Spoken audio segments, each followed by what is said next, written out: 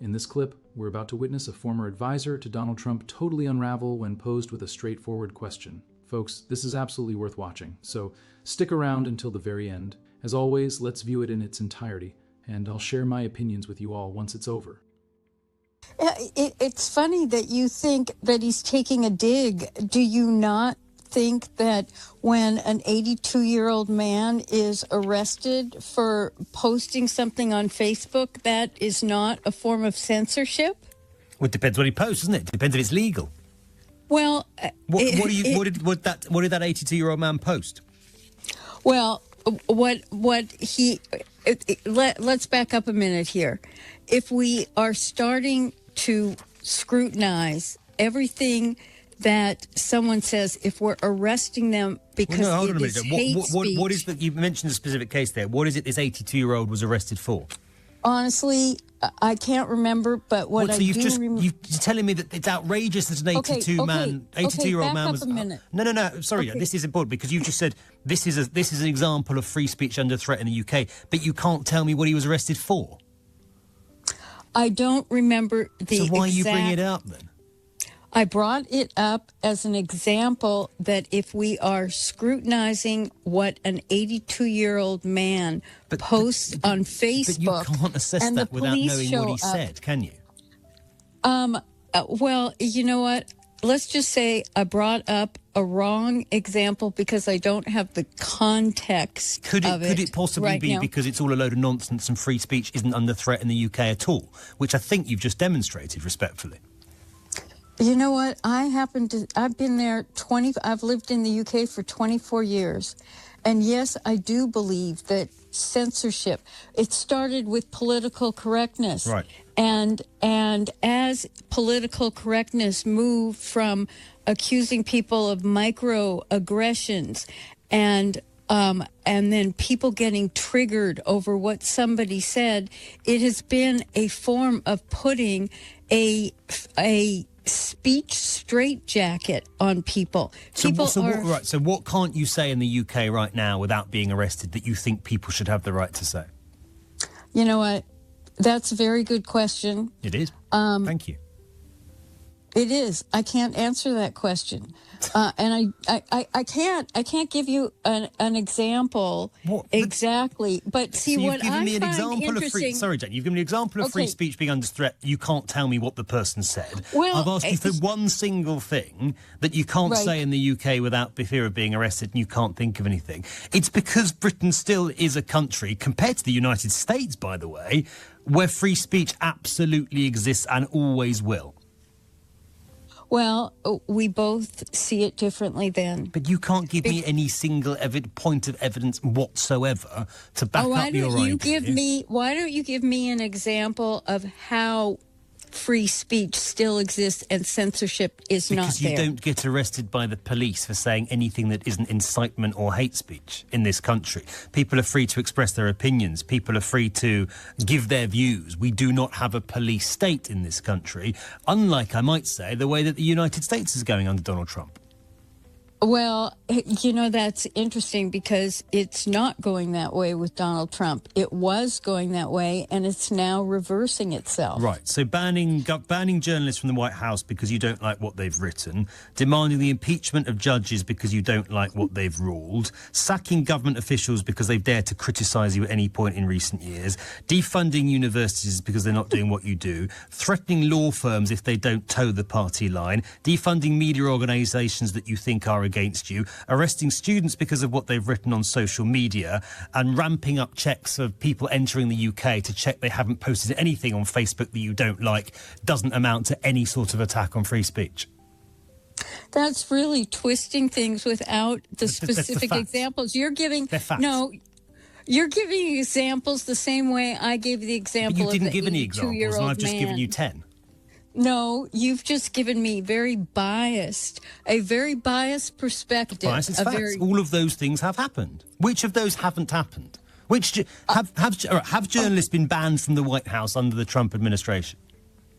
Have journalists been banned, or have they brought in alternative media that presents a different I'm not talking about angle. Have journalists from organisations like the Associated Press been banned by the White House, yes or no?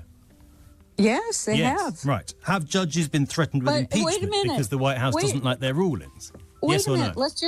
no? Let's not do it that way. Let's go back to Because the that. answer's And yes. why were they? Why were they banned? But so we accept, right, are we accepting that all the things I just suggested have happened? If you don't let me finish, then we can't really have a conversation here because you've got a very biased perspective I'm not here, biased at a all. very angle. I'm giving you facts, and I'm just asking whether you recognise that those things are true. You know what? It's so interesting. Did we not have a bunch of fake news here? And in the U.S., we did. And why? Why did we have fake news? Because it was biased and it was wrong. And so that is one of the reasons. You know, you're listing 10 things and cutting me off. But then why was the Associated Press no longer welcome? Because they gave fake news that has been proven. But Jen, you coming on the national radio station here on LBC and saying an 82-year-old man being arrested is an attack on free speech without having a clue what he's actually said is not fake news at all. It's not. It's not that I haven't had a clue. I can't remember the specifics. Right. But the fact that. But how can you know it's an attack on free speech if you can't remember what he'd actually said?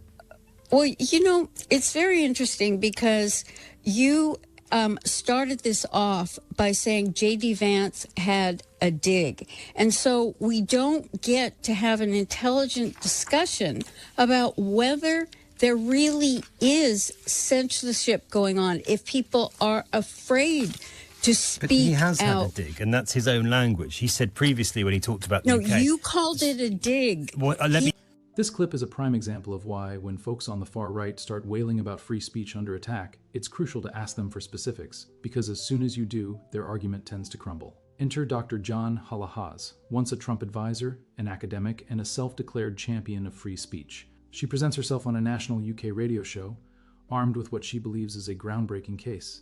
An 82-year-old man arrested for a Facebook post. Shocking, right? Enough to make you worry about the end of democracy, no? Until the host calmly poses the most basic question, what did he actually post? And that's where things begin to fall apart. Her response? She doesn't know. She can't recall. She came on air with this example as her major proof of censorship in the UK, yet she has no recollection of the man's words. Just think about that. You're accusing a nation of stifling its citizens, you've cited a specific instance, and you're clueless about the supposed offending content. That's not evidence. It's gossip being used as a political weapon. The host politely presses once more. If you're unaware of the post, how can you deem it censorship? Her reply boils down to, well, I used the wrong example. In that moment, any credibility she had evaporates. Her argument is annihilated. She concedes she's got nothing. This isn't a trap. It's basic verification. But she waded into the discussion expecting no resistance, and when faced with it, she completely seized up. The tragicomic part? This is the second instance I've witnessed her buckle in this manner. Twice she has appeared with grand assertions only to falter under the slightest investigation. Despite her doctor title and political advisory background, when questions arise, answers do not. The host, not skipping a beat, asks, if the UK is so oppressive, name one thing you can't say here without facing arrest. Surely someone making such an argument would have a list ready. Instead, not a single example. No banned statements. Just a nebulous sense that political correctness is overly pervasive. And when stripped of the bluster, that's the heart of this. The right's discomfort with facing challenges to offensive or harmful rhetoric, dressed up as censorship. Meanwhile, the truth is that UK speech laws are plainly clear. Say what you will aside from hate speech or direct incitements to violence. One can criticize the government, debate policies, organize protests, ironically liberties at greater risk in the US presently under Trump's sway. The host points this out. Let's face facts. If free speech has been eroding anywhere, it's the US, more than the UK.